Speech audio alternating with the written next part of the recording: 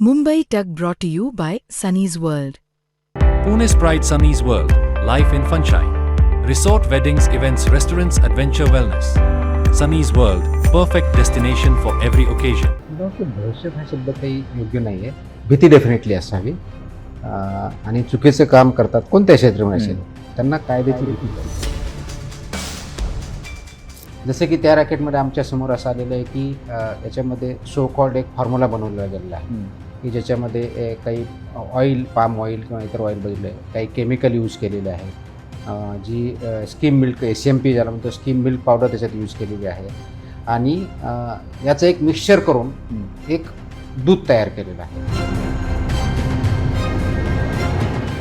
जे याच्यामध्ये एब्यूज आहे त्यांनी कोणत्याही प्रकारची चूक करता कामा नाही, कारण हे प्रत्येकाच्या आयुष्याशी निगडीत आहे. तुमचा, माझा, त्यांचा मुलगा, आई, वडील, पत्नी, कुणीतरी ते खाणार आहे, पिणार आहे आणि त्याच्यामधून त्याच्या शरीरावरती आणि मनावरती परिणाम होणार आहे. तुम्हाला दिसायला चांगलं फूड पाहिजे का खायला चांगलं पाहिजे ही पहिली गोष्ट तुम्ही ठरवा. फूड एक खायची गोष्ट आहे, बघण्याची नाही, दिसण्याची नाही. तर ती आपण लक्षात घेतलं पाहिजे की जी गोष्ट ज्या पर्पजसाठी निर्माण झाली आहे त्याचा पर्पज जो आहे तो सर्व होतो की नाही हे आपण तपासलं पाहिजे. माझा फेमस जॉईंट म्हणजे घरचं फूड. नमस्कार, मी अभिजित करंडे. आजचा मुद्दा या विशेष कार्यक्रमामध्ये आपल्या सर्वांचं स्वागत आहे. माणसाच्या आयुष्यामध्ये खाण्याचं महत्त्व खूप आहे, पण आपण काय खातो, काय पितो, आपण कुठे जातो याच्यावरती आपल्या बऱ्याच गोष्टी ज्या असतात त्या निर्भर करतात. पण गेल्या काही वर्षांमध्ये आपण बघतोय की आपल्याकडच्या एकूण अन्नामध्ये खूप मोठ्या प्रमाणात भेसळ आहे. भेसळ आहे हे सगळे सांगत होते, पण त्याच्यावरती कारवाई कोण करणार, ते नक्की ओळखायचं कसं, ते बाजूला कसं करणार, या सिस्टीममध्ये, यंत्रणेमध्ये मधून ते सगळं गोष्ट इरेज कोण करणार, हा सगळ्यात महत्त्वाचा प्रश्न होता. पण ती जी भूमिका आहे किंवा ते जे मिशन आहे ते हातात घेतलेलं आहे कर्तव्यदक्ष तडफदार अधिकारी म्हणून ज्यांची ओळख अवघ्या महाराष्ट्राला आहे, त्या तुकाराम मुंडे यांनी. अन्न आणि औषध प्रशासन विभागाचे आयुक्त म्हणून त्यांनी कार्यभार घेतल्यापासून महाराष्ट्रामध्ये याबद्दलचा अवेअरनेस वाढत चाललेला आहे. सर, आपलं खूप खूप स्वागत आहे. महाराष्ट्रामध्ये सध्या दहशत आहे, म्हणजे जे भेसळखोरांमध्ये, की आता सापडलो तर काही सुटका नाही. मला वाटतं दहशत हा शब्द काही योग्य नाही आहे. भीती डेफिनेटली असावी आणि चुकीचं काम करतात कोणत्या क्षेत्रामध्ये असेल त्यांना कायद्याची भीती पाहिजे. कारण शेवटी आपण लोकशाहीत वागतो. लोकशाहीमध्ये कायद्याचं राज्य असण्यापेक्षा ज्याला रूल ऑफ लॉ म्हणतो आणि ह्या सेक्टर म्हणजे फूड आणि ड्रग ॲडमिनिस्ट्रेशन ज्याला म्हणू, याच्यामध्ये हे जास्त पाहिजे. जास्त यासाठी पाहिजे की कारण अन्न सेवन आपण सर्वजण करतो, जन्मल्यापासून ते शेवटच्या क्षणापर्यंत आपण करतो आणि हे करत असताना त्याचा इफेक्ट डिरेक्टली आणि इनडिरेक्टली ह्या दोन्ही पद्धतीनं आपल्या फिजिकल आणि मेंटल ह्या दोन्ही गोष्टीवरती होतं. फक्त फिजिकल होत असं नाही आहे.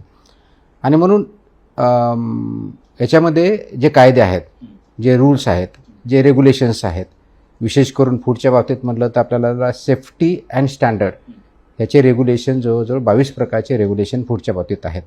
जे की 2011 पासून आता 2026 पर्यंत आपली जी ऑथॉरिटी आहे, ज्याला फसाई ऑथॉरिटी म्हणतो आपण, त्यांनी हे सेटअप केलेले आहेत, जाहीर केलेले आहेत आणि ते इम्प्लिमेंटेशन होणं गरजेचं आहे. ते हे सगळे सेफ्टी अँड स्टँडर्ड्स फूडच्या बाबतीतले जे आहेत ते रेग्युलेशन, ते रेग्युलेट करण्याचं काम महाराष्ट्रामध्ये FDAचं आहे, म्हणजे फूड अँड ड्रग ॲडमिनिस्ट्रेशनचं. आणि म्हणून आपल्याला बऱ्याच वेळेस माहीत नाही, आपण नेहमीच म्हणतो commissioner food and drug administration. फसाई ॲक्टमध्ये प्रत्येक स्टेटला एक फूड सेफ्टी कमिशनर असतो. तो मी आजच्या त्या पदावरती आहे की फूड सेफ्टी कमिशनर म्हणून महाराष्ट्र राज्यामध्ये जेवढं काही फूड तयार होतं आणि त्या फूडच्या आधारे जे कंझ्युम केलं जातं ते स्टँडर्ड आहे का, ते सबस्टँडर्ड आहे का, ते सेफ आहे का अनसेफ आहे, हायजिनिक आहे का अनहायजिनिक आहे, याचं रेग्युलेशन करण्याची जबाबदारी या कमिशनरेटची आहे. म्हणजे माझ्या अधीनस्थ जे महाराष्ट्रामध्ये जे अधिकारी कर्मचारी ह्या विभागामध्ये काम करतात त्यांच्यामार्फत आपण ते इम्प्लिमेंट करतो. परंतु हे सेफ्टी आणि स्टँडर्ड इम्प्लिमेंट करून त्याचं मार्केटमध्ये विकणं, आणणं ही जबाबदारी प्रत्येक फूड बिझनेस ऑपरेटरची आहे, जे आपण त्याला लायसन्स देतो किंवा रजिस्ट्रेशन देतो. म्हणून जे काही प्रोडक्ट्स आहेत ते प्रॉडक्ट्स ह्या स्टँडर्ड्सपर्यंत पाहिजेत, त्याचे सेफ पाहिजेत, या दृष्टिकोनातून त्यांनी प्रॉडक्ट बनवायचे असतात. म्हणून तशीच आपण लायसन्स किंवा रजिस्ट्रेशन दिलेलं असतं आणि त्या कंडिशन त्यांनी फॉलो करून ते मार्केटमध्ये आणावं, विकावं ही अशी अपेक्षा असते. ते प्रायमरी जबाबदारी जी आहे ती ज्या FBOची आहे आणि ते पार पाडतात की नाही ती बघण्याची जबाबदारी आमची आहे. ते करण्याचा आम्ही प्रयत्न करतो. सगळ्यात महत्त्वाचं काय आहे की मूल जन्माला आल्यानंतर त्याला आईचं दूध लागतं आणि त्यानंतर काही काळानंतर ते आपण गाईचं, म्हशीचं, आपण दुधाचं सेवन आणि जवळपास मूल 3, 4, 5 वर्षाचं होईपर्यंत त्याचा मुख्य आहार दूध असतं. आता ह्या दुधामध्येच इतकी मोठी भेसळ होत असल्याचं गेल्या अनेक वर्षापासून बोललं जात होतं, पण आत्ता ज्या गोष्टी समोर येत आहेत म्हणजे त्या अत्यंत भयानक आहेत, भीतीदायक आहेत. हे दुधामध्ये भेसळ होते कशी आणि बेसिकली काय काय भेसळ करून दूध आपल्यापर्यंत पोहोचतं, किती शुद्ध दूध आपल्यापर्यंत पोहोचतं? मी एक एक विषय घेत पुढे जातो. गेल्या काही दिवसापूर्वी मी एक प्रेस कॉन्फरन्स घेतली होती की आपण एक मेजर कारवाई रॅकेटच्या बाबतीत, दुधाच्या रॅकेटच्या बाबतीत घेतलं होतं. त्याच्यामध्ये बऱ्यापैकी मी समजून सांगितलं होतं की ते रॅकेट कसं चाललं जातं. जसं की त्या रॅकेटमध्ये आमच्या समोर असं आलेलं आहे की याच्यामध्ये सो कॉल्ड एक फॉर्म्युला बनवलेला गेलेला आहे की ज्याच्यामध्ये काही ऑइल, पाम ऑइल किंवा इतर ऑइल बघितलं आहे, काही केमिकल यूज केलेले आहेत, जी स्कीम मिल्क SMP ज्याला म्हणतो स्कीम मिल्क पावडर त्याच्यात यूज केलेली आहे आणि याचं एक मिक्सचर करून एक दूध तयार केलेलं आहे. त्याची सर्वसाधारणपणे गाईचं दूध तसं तयार करायला 15 रुपयाची कॉस्ट येते पर लिटरला आणि म्हैसीचं दूध तयार करायला सर्वसाधारण 30 रुपये कॉस्ट येते. त्यात दूध असतं का थोडं तरी? नाही, स्कीम मिल्क पावडर हे is a milk product actually, पण तो असतो काही पार्ट, पण त्याच्यामध्ये केमिकल पण आहेत मिक्स केलेले. त्याच्यामध्ये आपलं पाम ऑइल सारखं ऑइल हे पण आहे. त्याच्यामध्ये बाकीचे इन्ग्रेडियंट, शॅम्पू पण टाकलेला आम्ही सापडला, त्याच्यामध्ये शॅम्पूचा वापर केला, काही ठिकाणी सोप आणि डिटर्जंट पण वापरलं जातं. अशा प्रकारचं एक प्रॉडक्ट तयार तर आम्ही सिंथेटिक मिल्क म्हणतो. It's absolutely illegal. म्हणजे रासायनिक म्हणा, केमिकल म्हणा, सिंथेटिक म्हणा, कोणतंही म्हणा, आर्टिफिशियल मिल्क म्हणा, जे की हे ॲब्सोल्युटली अलाउडच नाही. आता तसं बघायला गेलं तर ऍक्च्युअली काय होतं की आपला unawareness poison, basically is a poison, absolute poison आहे. There is no question about it. ज्या गोष्टी आपण खात नाही त्या मिल्कच्या स्वरूपात जर आपण पित असू तर दॅट इज हॉरिबल. ते रॅकेट आम्ही पकडलं आणि त्याच्या पाळ्यामुळे शोधण्याचं काम आत्ताही चालू आहे, खूप मोठ्या प्रमाणात चालू आहे. आज वी स्पीक आपण याच्यामध्ये खूप मोठ्या 2-3 महत्त्वाच्या रेट्स चालू केल्या, 3-4 दिवसापासून चालू आहेत, त्याच्यापर्यंत आम्ही पोहोचलो आहे. आता ह्याच्यातून तयार होणं काय, हे इकॉनॉमिकच्या दृष्टिकोनातून म्हणजे 15 रुपयात लिटर करायचं. नॉर्मल गाईचं रूप जर समजा 40 रुपये लिटर मार्केटमध्ये असेल तर 100 लिटर हे घ्यायचं, 100 लिटर ते घ्यायचं किंवा प्युअर हे टाकायचं आणि ते विकायचं. म्हणजे प्रॉफिट अर्न करण्यासाठी हे आपण पॉयझन मार्केटमध्ये विकत आहात. हे किती हानिकारक आहे. इट्स नॉट लेस दॅन, हे टेररिस्ट ऍक्टपेक्षा काही कमी ऍक्ट नाही आहे हा. पण ते येतं कसं मार्केटमध्ये? म्हणजे ठीक आहे, बनवणारे बनवतात, पण हे तुमच्या माझ्या घरामध्ये ह्या दुधाच्या पिशव्या येतात. आता कसं आपण विश्वास ठेवायचा की या कंपनीची, आपण एवढ्या मोठ्या मोठ्या जाहिराती बघतो की ही दुधाची पिशवी जी आहे ती खरंच गाईच्या आता हे जे आहे ते बेसिकली की जे प्रोड्यूस करतात, हे शेतकरी जे प्रोड्यूस करतात ते मिल्क कलेक्शन सेंटरला देतात किंवा चिलिंग सेंटरला देतात. आता हे मिल्क कलेक्शन सेंटर आलं किंवा चिलिंग सेंटर आलं तर यासाठी नियमावली अशी आहे की कोणतीही डेअरी जी असेल, XYZ कोणतीही डेअरी घ्या, ते ज्यावेळेस कलेक्ट करतात तर ते कलेक्शन सेंटर किंवा चिलिंग सेंटरपासून कलेक्ट करतात किंवा एखाद्या पर्टिक्युलर छोट्या डेअरीपासून कलेक्ट करतात. त्यांनी जे विकत घेतलेलं दूध आहे त्याचं प्रत्येकाचं रेकॉर्ड असणं अपेक्षित आहे. हा शेतकरी आला, ह्या शेतकऱ्याकडनं एवढं दूध आम्ही घेतलं, त्याचे रेकॉर्ड आहे आणि त्यावेळेस टेस्टिंग होत असते. जो कलेक्शन सेंटर करणार आहे किंवा चिलिंग सेंटर आहे की जी छोटी डेअरी आहे त्या ठिकाणी ती टेस्टिंग झाल्यानंतरच दूध ऍक्सेप्ट होणं अपेक्षित आहे. करेक्ट. आणि त्याचे जे काही स्टँडर्ड आहे त्यापासून नसेल, अनसेफ असेल किंवा सबस्टँडर्ड असेल ते रिजेक्ट करायचं आणि त्याचं पण रेकॉर्ड ठेवायचं अपेक्षित आहे. कारण तो शेतकरी परत जर सबस्टँडर्ड असेल त्याच्या खरोखरच आहे का, त्याच्या पुढे जाऊन ही तपासणी डेअरीवाल्यांनी करणं अपेक्षित आहे की किंवा कलेक्शन सेंटर जे आहे की जो शेतकरी देतो खरोखर त्यांच्याकडे तेवढ्या गायी किंवा म्हशी आहेत का. कारण तो जर चुकीचं देत असेल जनरली तर त्यांच्याकडे तेवढे प्रोडक्ट्स पाहिजेत. करेक्ट. ते प्रोड्यूस होण्यासाठी तेवढे जनावरं पाहिजेत, तर ते पण चेकिंग होणं अपेक्षित आहे. त्याच्यामुळं त्या ठिकाणी प्रायमरी सोर्स कोणता आहे तर ज्या ठिकाणी कलेक्शन होतं तिथे चेकिंग होणं अपेक्षित आहे. स्टँडर्ड आणि सेफ दूधच त्यांनी ऍक्सेप्ट करणं अपेक्षित आहे आणि तेच चिलिंग सेंटरला जाईल, तेच तुमच्या टँकरद्वारे मेजर डेअरीला जाईल. तर ज्यावेळेस मेजर डेअरीवाला टँकर त्यावेळेस सुद्धा ते बघतात की हे रेकॉर्ड आहे, याच्यामध्ये खरोखर हे स्टँडर्डनुसार घेतलं की नाही घेतलं, सेफ आहे की नाही हे तपासलं अपेक्षित आहे. हे मॅन्डेट आहे. आणि माझी ऑर्डर लेवलला तपासणीची काही अजून यंत्रणा किंवा काही नाही. त्याच्यामध्ये आपल्याला सर्वसाधारणपणे आपण ज्याला ऑर्गनोलेप्टिक म्हणतो की आपण जे दिसतं, डोळ्याने दिसतं, वास येतो वगैरे वगैरे, ह्या दृष्टिकोनातून किंवा तापवल्यानंतर इमिजिएटली ते काही जास्त काही वेळ थोडा वेळ बाहेर ठेवलं एकदम फाटतं, तर जनरल हे समजून जायचं की इट इज अनसेफ. हे जनरल मी दोघं पण ग्रामीण भागातून आले, आपल्याला कल्पना आहे की आपल्याकडे ग्रामीण भागामध्ये डेअरीमध्ये कुणीतरी साखर टाकून आणतं, कुणीतरी युरिया टाकून आणतं, कुणीतरी काहीतरी. आता हे जर थांबवायचं असेल आणि हे मोठ्या प्लांटपर्यंत जर जात आहे, आता हे सगळ्यांना माहिती आहे की हाऊ दिस इज वर्किंग.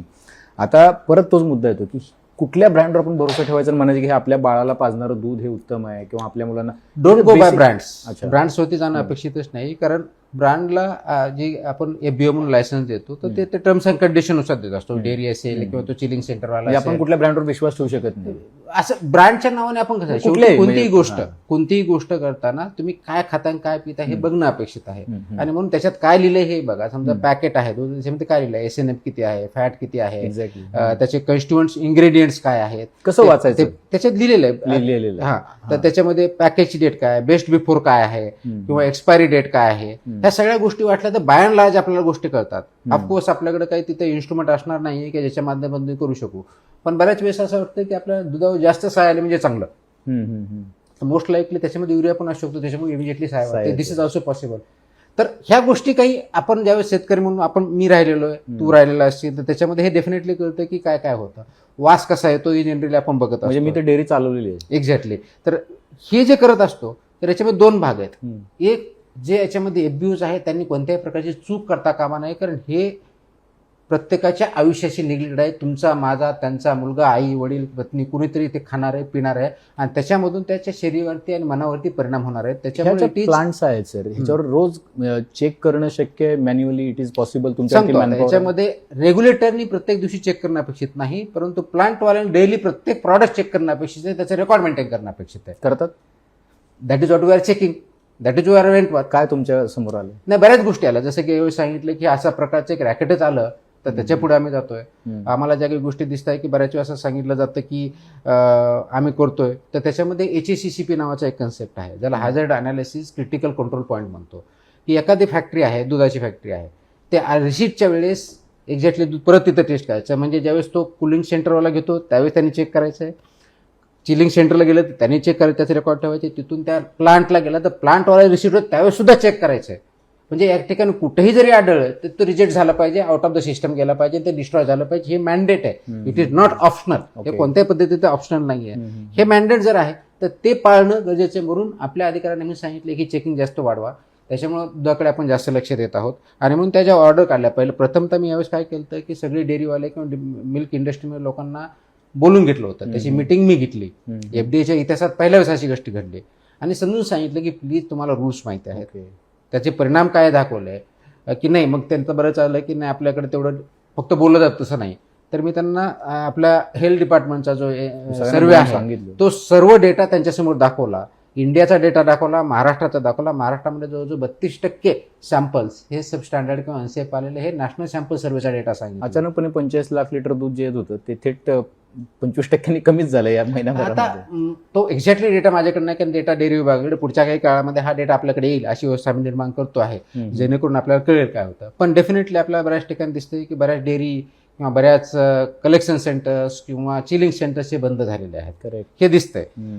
तो याचाच परिणाम, एक तर सबस्टँडर्ड असतील म्हणजे पाणी टाकलं तरी त्याला सबस्टँडर्ड होतं, अनसेफ असू शकेल असे प्रॉडक्ट वाढत असेल, किंवा कुणाला SNF किंवा फॅट वाढायचं मग काहीतरी साखर किंवा इतर काहीतरी गोष्टी साखरल्या असेल, हे चालणार नाही. Because we are playing with the live of the people. आणि म्हणून त्या दृष्टिकोनातून कायदा एवढा स्ट्रॉंग आहे की याच्यामध्ये अनसेफ फूड जर आलं तर त्याला लाईफ इम्प्रिझनमेंट आहे. हो, yes, it is life imprisonment. आम्ही ते प्रॉसिक्युशन करणं गरजेचं आहे. आणि म्हणून मी अनसेफ फूड असलं की आपण प्रॉसिक्यूटच किती केसेसमध्ये म्हणजे आपण लॉजिकल एंड पर्यंत जातो. आपण जाऊयात आता. म्हणजे त्या पद्धतीने मी सांगितलं जसं की याच्यामध्ये दुसरी बाजू आहे की त्याला लॅब टेस्ट गेला पाहिजे, लॅब टेस्ट आला पाहिजे वेळेत, त्याच्यानंतर प्रॉसिक्युशन झालं पाहिजे. ही प्रोसेस आम्ही स्पीडअप केली. त्यासाठी अनेक तुकाराम मुंडे लागतील, डोळ्यात तेल घालून लक्ष ठेवायला. आय थिंक प्रत्येक जणांनी व्हिजिलंट पाहिजे. ॲज अ सिटीजन म्हणून व्हिजिलंट पाहिजे, ॲज अ कंझ्युमर म्हणून व्हिजिलंट पाहिजे, आणि ॲज अ बिझनेस पर्सन म्हणून सुद्धा व्हिजिलंट पाहिजे. कारण तुमची एक चूक तुमचा धंदा बंद करू शकते. म्हणजे तुमचं आयुष्य ॲज अ FBO म्हणून किंवा बिझनेस पर्सन सुद्धा संपू शकतं. ती एक चूक सुद्धा एखाद्या व्यक्तीने चुकीचं पडलं म्हणून त्याचं आयुष्य संपू शकले. तो आयुष्याशी खेळतोय आपण. So let us not play with the live of people. फार सेन्सिटिव्ह गोष्ट, सेन्सिटिव्ह आहे, महत्वाचं आहे, आपण सगळेजण बघतोय. आणि म्हणजे सेफ्टी आणि स्टँडर्ड हे 2006च्या अगोदर काय होतं किंवा 2011च्या इम्प्लिमेंटेशनच्या अगोदर की आपला प्रिव्हेन्शन ऑफ फूड अडल्चरेशन ऍक्ट होता 1954चा. म्हणजे अन्नधान्यामध्ये अडल्चरेशन थांबवण्यासाठी होता. हा जो ऍक्ट आला हा सेफ्टी आणि स्टँडर्डच्या बाबतीतला आहे. तो चेंज 360 डिग्री आहे. क्या बात. आणि हा 360 चेंज झाल्यामुळं आपलं आयुष्य चांगलं व्हावं या दृष्टीने सगळे फूड प्रॉडक्ट त्या दृष्टीने असावेत हे अपेक्षित आहे. आणि म्हणून ते रेग्युलेट करण्याची जबाबदारी तेवढी जास्त महत्वाची आहे. फक्त रेग्युलेट मी प्रत्येक, जसं महाराष्ट्रामध्ये 12 लाखपेक्षा जास्त FBOs रजिस्टर्ड आहेत, त्याचे प्रॉडक्ट्स मिलियन्स आणि बिलियन्स मध्ये आहेत. ते प्रत्येक शक्य नाही, परंतु सॅम्पल बेसिसवरती इन्फोर्समेंट कंप्लेंटच्या आधारे आम्ही डेफिनेटली चेक करू, रिस्क बेस असेसमेंटच्या आधारे करू. पण हे चेक करणारा जो कंझ्युमर आहे तो डेफिनेटली चेक करू शकतो. म्हणून तो कंझ्युमर अवेअरनेस जास्त महत्त्वाचा आहे आणि त्यांनी पार्टिसिपेट होणं जास्त गरजेचं आहे. एक नॅशनल रिपोर्ट होता ज्याच्यामध्ये म्हटलं होतं की जितकं दूध आपल्याकडे उत्पादन होत नाही तितके जास्त विकलं जातं आणि त्याच्यातून लक्षात आलं. आता दूधच असं आहे तर पनीर कुठून येते मग मार्केटमध्ये? पनीर लबाबदार, पनीर टिक्का, पनीर तर आपण मसाला. थोडंसं डोकं वापरलं त्याच्यामध्ये खूप लॉजिकल गोष्ट आहे की सर्वसाधारणपणे मी मार्केटून माहिती घेतली तर 1 किलो पनीर तयार करण्यासाठी किती दूध लागतं. तर जनरली 5 ते 6 लिटर दूध लागेल 1 किलो पनीर तुम्हाला दुधापासून बनवायचं असेल तर. असं गृहीत धरू की आपल्याला ते 60 रुपये लिटरनं दूध मार्केट म्हणजे डेअरीचं अवेलेबल आहे. म्हैसीचं दूध जरी पकडलं 5 ते 6 लिटर म्हटलं तर it will go to 300 to 350 rupees. त्याचं फक्त दुधाची कॉस्ट जाणार आहे. बापरे. त्याच्यानंतर मग प्रोसेसिंगची कॉस्ट लागणार आहे, पॅकेजिंगची कॉस्ट लागणार आहे. ह्या सगळं बघितलं तर तो कशाही परिस्थितीत 350च्या वरतीच राहील. मार्केटमध्ये मात्र 150, 200, 250 रुपयाचं ज्या ते पनीर भेटतं आपण समजून जायचं की ते होऊ शकत नाही. दॅट इज बेसिक टेस्ट आहे ही बेसिक टेस्ट आहे की जर तुम्हाला कोणताही पनीर तुम्हाला 350-300 रुपयाच्या खाली जर भेटत असेल तर त्याच्यामध्ये डेफिनेटली अडल्टरेशन आहे, प्युअर नाही आहे. पनीर म्हणजे काय? Paneer is a milk product, 100% milk product की ज्याच्यामध्ये प्रोटीन आहेत त्याच्यामुळे मुद्दाम करतो. Correct right. आता फक्त मिल्क त्याच्यामध्ये 100% मिल्क पाहिजे, nothing else. That is paneer. आता 5 लिटर जरी म्हटलं आणि 60 रुपयाचं 300 रुपयाचं फक्त दूध होणार आहे. मग ते बनवण्यासाठी उकळण्यासाठी लागणारे फ्युएल आहे, त्याच्यात लागणार कष्ट आहे, त्याच्यानंतर लागणार पॅकेजिंग आहे, ब्रँडिंग आहे, याची कॉस्ट ऍड केली. मला नाही वाटतं 400-500च्या खाली काही येऊ शकेल म्हणून. मग मार्केटमध्ये तुम्ही 200-250 स्वस्त म्हणून दूध द्या तर स्वस्त म्हणून तुम्हाला भेटणं म्हणजे स्वस्त नाही भेटत आहे. ते ॲब्सोल्युटली पॉयझनस प्रॉडक्ट आपल्याला भेटतात. तर ही आपण केअरफुल कशापासून बनतंय हे त्याच्यामध्ये सो कॉल्ड अनालिस पाम ऑइल त्याच्यामध्ये बऱ्यापैकी आम्हाला सापडलं. खूप मोठे इन्ग्रेडियंट जे केमिकल पण बऱ्यापैकी सापडले. गेल्या वर्षभरामध्ये जे काय आम्ही चेकिंग केले त्याच्यामध्ये जवळजवळ 40% पनीरमध्ये अडल्टरेशन अनसेफ सापडलं. So it's quite heavy number. तर दॅट इज नॉट ॲक्सेप्टेबल. आणि म्हणून आता जे तुम्ही म्हणताय की आम्हाला मार्केटमध्ये भेटायला गेलं त्याचं कारणच हे की हे तुम्ही एखादा पॉयझनस पदार्थ खाण्यापेक्षा न खाल्लेलं is always better. So don't drink and eat poison. थोडंसं चौकस जर राहिलं तर I think as a consumer पण खूप मोठ्या प्रमाणात परिणाम होऊ शकतो. हॉटेल्सवरती पण कारवाया होत आहेत आणि मग इटरीज ज्या आहेत मोठ्या मोठ्या इटरीजवरती कारवाया झाल्यात. नागपूर असेल, मुंबई असेल. काय काय आढळतं इटरीजमध्ये? काही ठिकाणी अनसेफ म्हणजे तुम्ही म्हणालात की हायजीन पण पाळलं जात नाही. काही ठिकाणी उंदरं दिसली, काही ठिकाणी आम्ही व्हिडिओजमध्ये बघितलं, काही ठिकाणी घाण दिसलेली आहे. काय खातो आपण? एकदा महाराष्ट्राला कळू द्या. महाराष्ट्रातले लोक जवळपास मला तर असं वाटतं की महाराष्ट्रात जेवण बनतं की नाही. इतके लोक हॉटेल्समध्ये आणि त्याच्या बाहेर वेटिंगला असतात. काय खातात लोक? मला हेच वाटतं की आपण बाहेर जात खाताना ज्यावेळेस कोणतीही गोष्ट म्हणजे पाण्यापासून अगदी फूडपर्यंत कंझ्युम करतो ते काय कंझ्युम करतो हे बघितलं पाहिजे. काय खातो किंवा पितो हे बघितलं पाहिजे. जनरली आपण जे घेतो त्याच्यावरती ब्रँड असतो, ब्रँडवरती त्याचे इन्ग्रेडियंट असतात. आपण जास्त जास्त काय बघतो? किंमत. पहिली गोष्ट आपण काय बघतो? किंमत. बरोबर. I think that is where we make first mistake. आपण पहिलं किंमत बघतो. अरे 15 रुपयाचे नाही 10 रुपयाचे दे. प्लीज अंडरस्टँड प्रत्येकाची एक कॉस्ट असेल, ती स्टँडर्डनुसार असेल, त्याच्या क्वालिटीनुसार असेल, त्याला काही ठरलेलं असतील. दुसरी जास्तीत जास्त बघितलं तर एक्सपायरी डेट किंवा बेस्ट बघतो. आय थिंक त्या बघितल्या पाहिजेत. पण that should be the last priority. First priority should be what are is ingredient. ते इन्ग्रेडियंट काय आहेत ते बघितलं पाहिजेत. तुम्हाला काय आढळलं हॉटेलमध्ये रेट झाले त्यावेळेला? काय काय होतं हॉटेलमध्ये? आपण काय बघतो? Colours आपल्याला वगैरे आपल्या कलर तर जे आहेत ते अपेक्षितच नाही. ते खूप कमी प्रमाणात अलाउड आहेत. ते मानांकन ठरले आहे. त्या मानांकाच्या वरती वापरायचं नाही हे बघतो. आपण गेलो की कलरफुल बिर्याणी बघतो. ते colour is a poisonous for you. Please under is a chemical. Colour is a chemical. तो केमिकल पण बनवलेला आहे. तो कॉम्बिनेशन कमी जास्त मध्ये आहे. तर कलर झाला म्हणजे चांगलं, काही ते दिसायला चांगलं म्हणजे चांगलं डेकोरेटिव्ह फूड. हे दिस इज नॉट एक्सपेक्टेड. तुम्ही आपण चांगल्या म्हणजे बऱ्याच ठिकाणी जे बघतो कुणी बाहेर गेल्यानंतर बघतं तर त्याच्यामध्ये कलर फूड तुम्हाला भेटणार नाहीत. तुम्हाला दिसायला चांगलं फूड पाहिजे का खायला चांगलं पाहिजे ही पहिली गोष्ट तुम्ही ठरवा. फूड एक खायची गोष्ट आहे, बघण्याची नाही, दिसण्याची नाही. तर ती आपण लक्षात घेतलं पाहिजे की जी गोष्ट ज्या पर्पजसाठी निर्माण झाली आहे त्याचा पर्पज जो आहे तो सर्व होतो की नाही हे आपण तपासलं पाहिजे. रोज तपासणं शक्य म्हणजे हॉटेलच्या आता हॉटेलमध्ये आपण तुमचा जो बेसिक प्रश्न आहे गेल्यानंतर लक्षात येतं की आपण टेबल कसा सर्व केला जातो, तिथं स्वच्छतेने हे बघतोय, चांगली गोष्ट आवश्यक आहे. पण किचनमध्ये जो येतो तर किचनमधून कसं येतंय हे बघणं as a regulator, as a food business operator यांची जबाबदारी आहे. ते कोणताही प्रॉडक्ट अनहायजेनिक प्रोसेसमध्ये आणि अनहायजेनिक कंडिशन बनवला की इट बिकम्स अनसेफ. आणि unsafe food is equal to life imprisonment. एवढं साधी डेफिनेशन आहे. बाकी बऱ्याच त्याच्यामध्ये अनसेफ फूडमध्ये डिफाईन केलेलं आहे. डायरेक्ट तुरुंगवास लाईफ 7 वर्षापासून लाईफ इम्प्रिझनमेंट. ऑफकोर्स ते प्रूव्ह करावं लागेल की त्याच्या शरीराला लॅब लागतील, ते प्रोसेस पाळले की नाही लागेल, आम्हाला ते प्रॉसिक्युटिंग करावं लागेल, हे सगळं होईल. उद्देश काय आहे की कारण अनसेफमध्ये कारण ऍक्टचं नाव लक्षात घ्या. 150 रुपयाची बिर्याणी वगैरे जे मिळते ते- ऍक्टचं नाव लक्षात घ्या. Food safety and standards authority. हो हो safety safety and standard. So safety has been given highest priority. म्हणजे सर्वात जास्त प्रायोरिटी सेफ्टीला आहे, मग स्टँडर्ड्सला आहे. कारण ते स्टँडर्ड प्रमाणे बोलू शकतं, पण सेफ्टीमध्ये कॉम्प्रोमाइज नाहीये. तो safety is of the prime importance, पण सिटीजनच्या दृष्टिकोनातून तेवढीच महत्वाची. म्हणून ते सेफ्टीवरती बघणं गरजेचं आहे. मग ते सेफ आहे की नाही बघायचं. त्याच्यामध्ये एक्सपायर्ड हा डेट आहेच आहे, बघितलंच पाहिजे. पण त्याचे कन्स्टिट्युएंट्स, आता सेफ मला काय फूड असू शकतं ते नॉर्म प्रत्येक फूडचे आपल्या फूड म्हणजे 22 प्रकारचे जे स्टँडर्ड्स आहेत ते पाळलेच पाहिजेत. ते कदाचित आज सिटीजन मला माहित असणं अपेक्षित आहे का नाही, अवेअर सिटीजन असेल तर. आता मलाही माहित नव्हतं इथे येण्याचे 22 प्रकारचे आहेत. मला माहिती होतं की सेफ्टी अँड स्टँडर्ड्स आहेत, पण 22 प्रकारचे आहेत. पॅकेजिंगसाठी आहेत, ब्रँडिंगसाठी आहेत, प्रोसेसिंगसाठी आहेत, शेड्यूल 4 म्हणजे प्रोसेस फूड प्रॉडक्ट कसे करायचे, याच्या काय काय स्टेप्स पाळायच्या, त्या सगळं त्याच्यामध्ये दिलेलं आहे. पण ॲज अ सिटीजन म्हणून बघतो मी, ॲज अ कंझ्युमर म्हणून बघतो, तर मी त्या ब्रँड त्या पॅकेटवरती हे बघितलं म्हणजे कन्स्टिट्युएंट्स, याचे प्रोटीन किती आहेत, याच्यामध्ये कार्बन किती, कॅलरीज किती आहेत, याच्यामध्ये फायबर किती आहे, शुगरचं काय प्रमाण आहे वगैरे वगैरे बघितलं पाहिजे.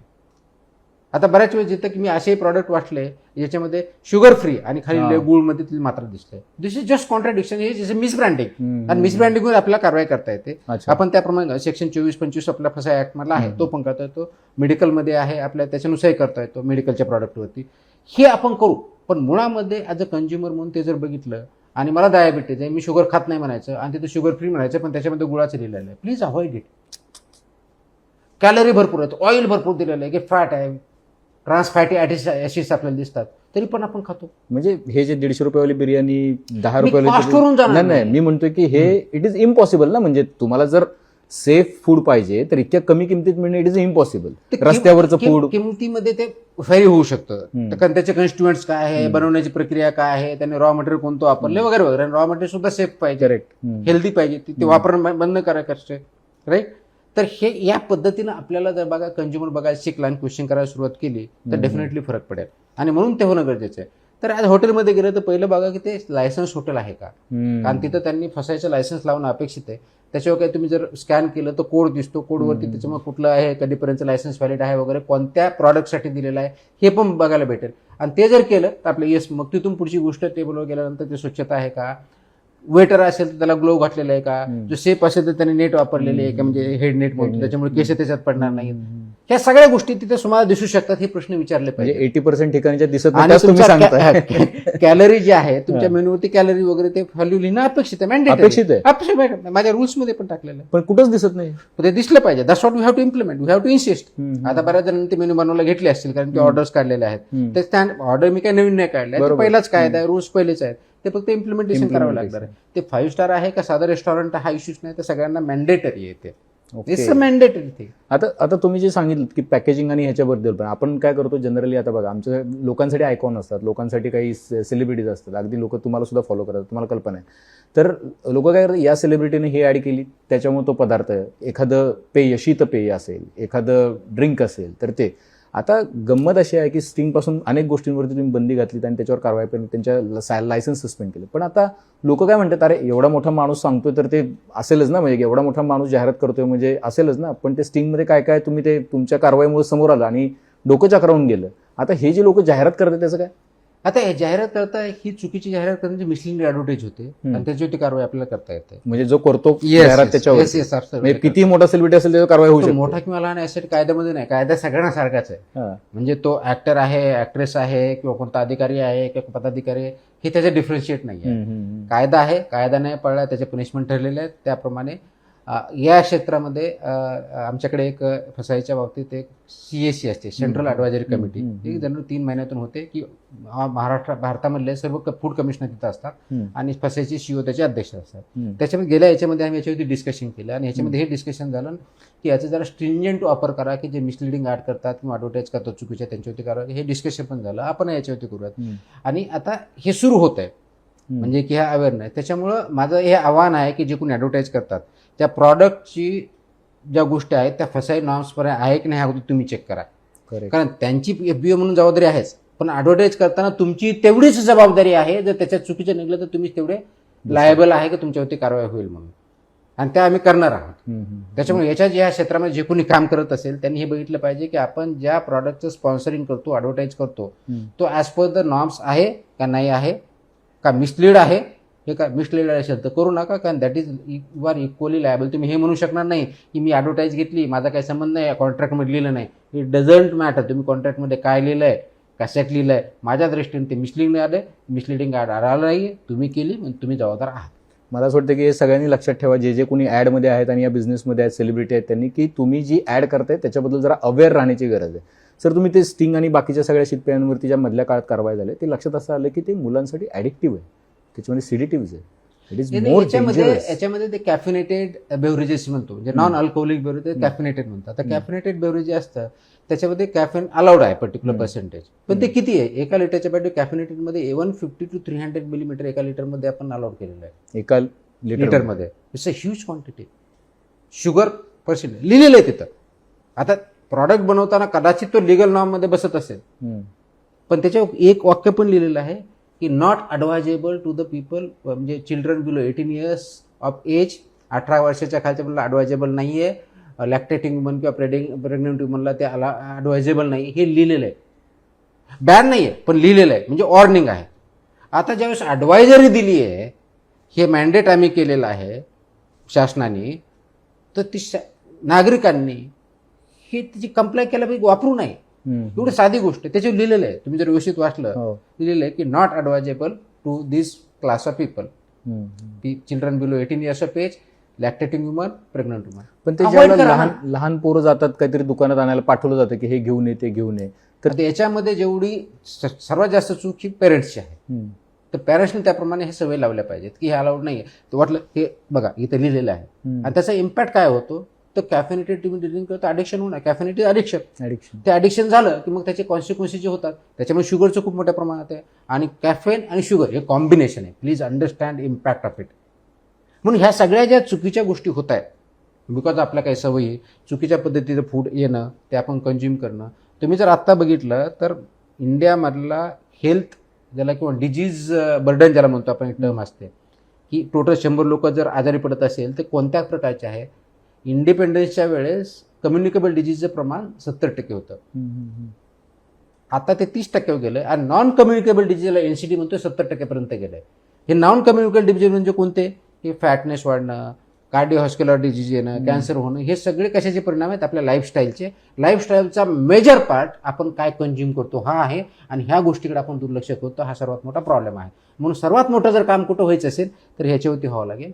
म्हणून हा अवेअरनेस असणं आणि नागरिकांनी याच्याकडे खूप मोठ्या प्रमाणात कटाक्षाने लक्ष देणं गरजेचं आहे. आपल्या ज्या सवयी आहेत त्या चूक सवयी आहेत, ते बंद केल्या पाहिजेत. आणि जे फूड बिझनेस ऑपरेटर याच्यामध्ये काम करतात त्यांनी हे चुकीच्या पद्धतीचं प्रॉडक्ट बनवतात, विकतात, त्यांचं काय, त्यांच्यावर पण कारवाईची आहे की लहान मुलांना विकू नये काही प्रोडक्ट्स, याच्याबद्दल पण ऑफकोर्स त्याच्यामध्ये नियम आहेत ते इम्प्लिमेंट करणं गरजेचं. जसं की शाळेच्या बाबतीत तर तिथं आपली कमिटी असते मुख्याध्यापक, आणि मुख्याध्यापकांनी ती कारवाई करायची असते. त्यांच्या मदतीला आपले सगळे एजन्सीज असतात. तर सर्व शाळा यांनी हे बघितलं, मॅनेजमेंटच्या आहेत त्यांनी, आणि मुख्याध्यापक इन पर्टिक्युलरली, की विदिन 500 मीटर ज्या गोष्टी बॅन केल्या तिथं राहणार नाही. असं करत असेल तर त्याला इमिजिएटली बंद करायला लावणं. सर्वात महत्त्वाची गोष्ट की तिथे पॅरेंट टीचर असोसिएशन असतं, कमिटी असते, ती या गोष्टी नाही, मुख्याध्यापक करत नाही, FDA करत नाही. FDAला तुम्ही सांगितलं, माहिती भेटलं, आम्ही येऊन डेफिनेटली कारवाई करू, त्याच्याबद्दल दुमत नाही, आम्हाला दिसलं तर आम्ही कारवाई करू. पण प्रत्येक शाळामध्ये, प्रत्येक गल्लीमध्ये जाणं शक्य नाही. करेक्ट. पण प्रत्येक शाळेमध्ये मुख्याध्यापक आहे, प्रत्येक शाळेमध्ये पेरेंट्स आहेत, ते तिथले तिथं कारवाई करू शकत नाही. अशी तर काही परिस्थिती नाही आहे. बरोबर. तर त्याच्यामुळे ही एक मुवमेंट होणं गरजेचं आहे. वेदर शाळेच्या बाबतीतली असेल, चुकीचे प्रॉडक्ट आपले मुलं खाणार नाही किंवा पिणार नाही या बाबतीतली असेल, तर ह्या सवयी आपल्याला लावाव्या लागतील. आणि ह्या जर लागल्या, एक मुवमेंट जर झाली, मला वाटतं की मला जर काय विचारलं की तर मला जर काय अचीव करायचं आहे, तर मला वाटतं ही मुवमेंट नागरिकांमधून होणं आणि त्या दृष्टीची सवय चांगलं फूड खाण्याची आणि हेल्दी लाईफ जगण्याची, हे जर करू शकलो आपण सर्वजण मिळून, अजून that will be really good achievement. एवढे सगळे कायदे असताना पण शाळांच्या शेजारी टपऱ्या 300-400 मीटरमध्ये आणि त्यांनाच ते प्रतिबंध असलेले प्रोडक्ट्स विकणं, याच्यावरती कारवाई करण्याची जबाबदारी पोलिसांची पण आहे, याच्यावर कारवाई करण्याची जबाबदारी शाळेची पण आहे, त्याच्यावरती कंप्लाय करण्याची जबाबदारी पालकांची पण आहे. पण हे इतक्या कॅज्युअली का आपल्याकडे आहे? What is your opinion? मला काय वाटतं की बेसिकली आपण प्रत्येक, आपल्याकडे निम्बी सिंड्रोम आहे, मी नेहमी म्हणतो की निम्बी सिंड्रोम, त्याला मी म्हणजे नॉट इन माय बॅकयार्ड, त्याचा शॉर्ट फॉर्म मी केलेला आहे. की शिवाजी जन्मावा दुसऱ्याच्या घरात. ठीक आहे, हे दुसऱ्याने करावं, म्हणजे कुणी करावं, शाळेने करावं, मुख्याध्यापन करावं, शाळा म्हणते पेरेंट्सने करावं, दोघंजण काय म्हणतात FDAने करावं, FDA काय म्हणतं माझ्याकडे मॅन पॉवर नाही, मला ते शक्य नाही. तो टपरीवाला काय म्हणतो मी पैसे कमवतो, ते विकत घेतात म्हणून मग मी विकतो, मला धंदा करायचा आहे, मला जीवन जगायचं आहे. प्रत्येकजण दुसऱ्याकडे बघतोय, दुसरं कुणीतरी करेल. पण परिणाम बघा आपल्या सगळ्यावरती आहे, समाजावरती आहे. जर समाजाची पण काही दायित्व आहे as a social civic responsibility म्हणू आपण त्याला, ते दुसऱ्यासाठी नाही करायचं आहे, तुमच्या स्वतःसाठी करायचं आहे, तुमच्या स्वतःच्या कुटुंबासाठी, स्वतःच्या आयुष्यासाठी, तुमच्या आरोग्यासाठी करायचं आहे. ती जबाबदारी घ्यायला आपण कधी शिकणार आहोत. म्हणजे मी समजा मी अधिकारी आहे, तर मी हे नाही म्हणायचं की FDA कमिशनर मी प्रत्येक ठिकाणी माणूस पाठवू का. नो, माझी जबाबदारीच आहे, मी ती पाडलीच पाहिजे. तुम्ही पत्रकार आहात, मी पत्रकार म्हणून माझी जबाबदारी पाडली पाहिजे. मी नाही मी तर छोटा आहे, मी काय करू, माझ्या चॅनलवाल्याने हे सांगितलं, मला MDने ते सांगितलं, असं म्हणून चालणार नाही. म्हणजे तुम्ही तुमचं काम करा कदाचित, पण तुमची जबाबदारी नाही पार पाडणार. तर प्रत्येकानं ॲज अ माणूस म्हणून स्वतःची जबाबदारी, तुमच्या कुटुंबाप्रती जबाबदारी आहे, तुमच्या मुलांनी काय खाऊ नये हे जबाबदारी आहे. आणि ते योग्य आहे की अयोग्य आहे तो मुलगा ठरवू शकत नाही, हे तुम्ही ठरवू शकता. तर हे तुम्ही ठरवलं पाहिजे आणि तुम्ही ते केलं पाहिजे. हे प्रत्येकाने जर केलं तर हे सेक्टर सुधारायला अगदी 1 महिन्यात सुद्धा वेळ लागणार नाही. परंतु हे सर्वांनी महाराष्ट्रातल्या 13 कोटी जनतेने ठरवलं पाहिजे तर शक्य आहे. ॲज अ रेग्युलेटर म्हणून डेफिनेटली आम्ही कारवाई करू. त्या वाढल्या अजून वाढवू, फूड बिझनेस ऑपरेटरला त्याच्यामध्ये कंप्लाय करायला लावू, हे करा. याच्याऐवजी इथं जास्तच मोठी कारवाई झाली, इथं छोटीच झाली, याच्यावरती ओरडण्यापेक्षा समाज ॲज अ कुटुंब म्हणून बघा, ॲज अ इंडिव्हिज्युअल म्हणून बघा, प्रत्येकाने जबाबदारी सोडली त्याला रेग्युलेशन कंप्लाय व्हायला काहीही वेळ लागणार नाही. तुम्ही डिमांड सप्लायचा जो असतो, पण सर्वात महत्त्वाचा ॲज अ इंडिव्हिज्युअल म्हणून सर्वात जास्त आत्मीयता आपली आणि जबाबदारी ही आपल्या कुटुंबाप्रती असते. करेक्ट आहे. ती जर आपण पाळली तर आय थिंक रिस्पॉन्सिबिलिटी शब्दाचा अर्थ तुमच्या इतकं उत्तम कुणी आतापर्यंत समजून सांगितलं होतं. तुम्ही या उत्तरामध्ये सांगितलंय ती रिस्पॉन्सिबिलिटी आहे, म्हणजे तुम्ही काम करणं आणि तुम्ही रिस्पॉन्सिबिलिटी पार पाडणं याच्यामधलं अंतर जे आहे ते तुम्ही समजून सांगितलं. मला असं वाटतं की हे फार महत्त्वाचं आहे. मला वाटतं की रिस्पॉन्सिबिलिटीचा बरेच जणांनी आपण अर्ज खूप लाईटली घेतो. फार महत्वाचा त्याचं इंग्लिशमध्ये स्प्लिट आहे, म्हणजे response and ability. So your ability to respond to a situation हा त्याचा अर्थ आहे. आता तिथे विकतात, विकून नाही द्यायचे हे इलिगल आहे, पण कंझ्युम करायचे की नाही तुमचा अधिकार हा डेफिनेटली आहे. रेग्युलेटर म्हणून डेफिनेटली आमची जबाबदारी, आम्ही ते पार पाडू. कमी पडत सुद्धा इम्प्रूव्ह करू. डेफिनेटली आम्ही कमी पडतोय याच्यात दुमत नाही, पण ते इम्प्रूव्ह करू. त्याचे काही कन्स्टेंट आहेत ते कन्स्टेंट ओव्हरकम करू. पण as a parent, as a माणूस म्हणून तुमची काय जबाबदारी आहे, हाऊ डू रिस्पॉन्ड. मुलगा पितोय, बाकीचे मुलं पितात, माझ्या मुलांनी पिलं पाहिजे का नाही, कुणीच नाही पिलं पाहिजे. जर ते कॅफिनेट ॲडवाईज आहे शासनाने किंवा त्या फूड प्रॉडक्टवाल्याने तिथं लिहिलेलं आहे, कदाचित त्यांनी छोटं लिहिलेलं असेल, ते खूप बारीक अक्षर, ठीक आहे, त्याच्यावरती आपण रेग्युलेटर म्हणून जे काय करायचे ते करू. पण आहे ॲडवायजेबल, नॉट ॲडवायजेबल असताना आपण काय करतो, नाही ठीक आहे लिहितात, असं नाही. त्याच्या पाठीमागं हे ज्यावेळेस स्टँडर्ड ठरवले गेले गव्हर्नमेंट ऑफ इंडियाने, म्हणजे फसाईने, आणि टाकले गेले, याच्यावरती ते सायंटिफिक कमिटी बसते. प्रत्येक प्रॉडक्ट डिफाईन करताना त्याचे काय स्टँडर्ड असावे त्याचा अभ्यास केला जातो. त्याचे परिणाम काय होतात हे सायंटिफिकली, जे सायंटिस्ट आहेत, फूड सायंटिस्ट म्हणून टेक्नॉलॉजी सर्वजण आहेत, हे बघितलं जातं आणि मग ते स्टँडर्ड तयार केले जातात आणि त्याच्यानंतर पब्लिश केले जातात. तर याच्यापाठी खूप कष्ट घेतलेले, फक्त ते पेपरच राहिले तर त्याचा काही फायदा होणार नाही. ते आपल्या सेफ्टीसाठी आहे, सर्वात महत्त्वाची सेफ्टी. त्याच्यावरती मला वाटतं की मुवमेंट माझ्या दृष्टीकोन खूप महत्त्वाची, ती अवेअरनेस, सेन्सिटाईज मुवमेंट होऊन जबाबदारी घ्यायला शिकलं पाहिजे प्रत्येकाने. तुम्ही, मी, सर्वांनी ती जबाबदारी जर घेतली तर बरेच प्रॉब्लेम सॉल्व्ह होतील असं मला वाटतं. एक महत्त्वाचा प्रश्न काय आहे की हा गुटखा आपल्याकडे बॅन आहे, सुगंधी तंबाखू बॅन आहे आपल्याकडे, आणि आपण बघतोय की जर काही दिवसांनी बातमी येते की इथे इतका पकडला, तिथे इतका पकडला, साऊथमधून येणारा, नॉर्थमधून येणारा, गुजरातच्या बाजूने येणारा, ह्या लॉबीचं करायचं काय आता. ह्याच्यावरती जर प्रतिबंध टाकायचा असेल, खरंच महाराष्ट्रातून गुटखा जर बॅन करायचं असेल तर हे शक्य आहे का, पहिली गोष्ट. कारण की याच्यामध्ये लॉबीज आहेत, याच्यामध्ये खूप मोठे हात आहेत, काही वेळेला मोठ्या पॉलिटिशियन्स आणि यांचेसुद्धा त्यांच्यामध्ये साठगाठ असलेली आपल्याला बघायला मिळते. म्हणून हा प्रश्न आहे की हे थांबवायचं कसं, कारण सर्वाधिक कॅन्सरचं प्रमाण जर कशामुळे असेल तर ते गुटख्यामुळे. आणि आपण ग्रामीण भागामध्ये बघतोय की काय अवस्था आहे तरुण मुलांची, आणि ती लिटरली ॲडिक्ट झाली आहे. दिवसामध्ये 10-10, 20-20 पुड्या या ब्रँडच्या त्या ब्रँडच्या मिळत आहेत आणि डबल टेबल रेटने लोक घेत आहेत. तर हे याच्यामध्ये जसं मी आता सांगितलं की एक नॅशनल लेवलला याच्यावरती खूप विचार मंथन चालू आहे. सेंट्रल ॲडवायझरी कमिटी आहे आणि हा अधिकार बॅन करण्याचा कोणाचा आहे, तो फूड सेफ्टी कमिशनरचा आहे. तो प्रत्येक स्टेटच्या फूड सेफ्टी कमिशनरला सेक्शन 330 अंतर्गत गोष्टी बॅन करण्याच्या, प्रोहिबिट करण्याचे अधिकार दिलेले आहेत. तर म्हणजे इट इज हा बॉल इन द स्टेटच्या गव्हर्नमेंटच्या आणि फूड सेफ्टी कमिशनरच्या कोर्टामध्ये आहे. ज्यावेळेस गेली मीटिंग झाली त्यावेळेस हा विषय डिस्कस केला गेला आणि फसाईने असं ॲडवाईज केलं की जवळजवळ सर्व विचार करा सर्व स्टेटने याच्यावरती बॅन केलं पाहिजे. हे त्याच्यावर डिस्कशन झालं. त्यांनी सांगितलं सगळ्या की states. EHS करावं असं त्यांचंही म्हणणं आहे आणि ऑब्व्हियसली सो आहे. त्याच्यामुळे प्रत्येक स्टेटचा हा कॉल राहणार हे ऑब्व्हियसली आहे. आता महाराष्ट्रात बॅन आहे का? तर बॅन आहे. 2012 पासून बॅन आहे. त्याचं प्रोडक्शन आहे, मॅन्युफॅक्चरिंग आहे, ट्रान्सपोर्टेशन आहे, स्टोरेज आहे, सेलिंग आहे, सगळं बॅन आहे. मॅन्युफॅक्चर त्याच्यामुळे महाराष्ट्रात नाही आहेत. असेल तर खूप चुकून कुठेतरी असेल, कोणी सांगितलं तर आपण ते कारवाई करून माहिती भेटली तर करतो आपण त्याच्यातलं. स्टोरेजच्या बाबतीत सुद्धा अलाउड नाही आहे, म्हणजे गोडाऊन वगैरे सुद्धा अलाउड नाही आहे. तर मला गेल्या काही महिन्यात भेटले की बऱ्यापैकी मग हे गोडाऊन जस्ट बॉर्डरच्या पलीकडे शिफ्ट केले गेले आहेत. म्हणजे आपण जसा मोकोका लावला आणि त्याच्यानंतर कारवाई जो आहे तसं काही शिफ्ट केलं गेलं. ट्रान्सपोर्ट मोडस ऑपरेंडी पण त्यांनी चेंज केले. जे ट्रकच्या आणण्याच्या ऐवजी आता तुमच्या स्कॉर्पिओ गाड्यातून आणायचे, डायरेक्टली रात्री 10 वाजता नंतर आणायची, कधीतरी सकाळी 4च्या आत ते डिस्ट्रीब्यूट करायचे. शक्य झालं तर अगदी म्हणजे त्यांचं स्ट्रक्चर मला जे माहिती आहे की त्यांचा प्रत्येकाचा एक जिल्हा लेवलला एक कॉर्डिनेटर अपॉइंट आहे, प्रत्येक तालुक्याला आहे, प्रत्येक शहरामध्ये आहे. त्याच्याकडे जातो, तो डिस्ट्रीब्यूट करतो आणि खाली जातो. असं प्रॉपर पॅरलल नेटवर्क आहे. बापरे. आणि पॅरलल नेटवर्क आपल्याला उद्ध्वस्त करायचं आहे. त्याच्यामुळे रेग्युलेटरीच्या जशी माहिती भेटते आपण तर कारवाई करतो. बऱ्याच कारवाया दिसल्या. त्याच्यामुळे FIRमध्ये आता बघितलं तर आपण फक्त फसाई ॲक्ट पुरतंच मर्यादित न राहता आपण BNSचे पण कलम त्याच्यामध्ये अगदी 123 फोन टाकलेले आहेत. FIR पोलीसही त्याच्यामध्ये कॉपरेट करतायत. इन्व्हेस्टिगेशन होऊन जिथं अगदी मॅन्युफॅक्चर आहे त्यांना आम्ही FIRमध्ये घेतोय, सो दॅट मकोका आपण सर्वांपर्यंत लावू ही आपण त्याच्यातून करतोय.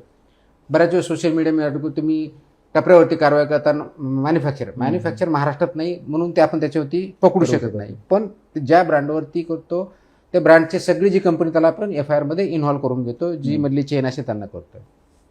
याच्यात खूप इझी वे आहे. म्हणजे बॅन करायला अगदी 24 तास पण लागणार नाही. खाणं बंद करा. डिमांड बंद झालं की सप्लाय ऑटोमॅटिक बंद होईल. काय असे प्रोडक्ट ॲडिक्टिव्ह असतं की ते खाल्ल्याशिवाय लोकांना कोणत्याही गोष्टीचं, कोणतीही गोष्ट, साखरेचं पण ॲडिक्शन असतं. ते सोडायचं की नाही आपल्याला बघायचं आहे. त्याच्यामुळे दोन्ही बाजूने काम करायला ॲज अ रेग्युलेटर म्हणून डेफिनेटली आपल्याला काम करावं लागणार आहे. जे बॅन आहे त्याच्यावरती एक्स्ट्रीम पॉसिबल आपल्याला कारवाई करणं अपेक्षित आहे. म्हणून मोकोका पण ऑर्गनाइज करतोय.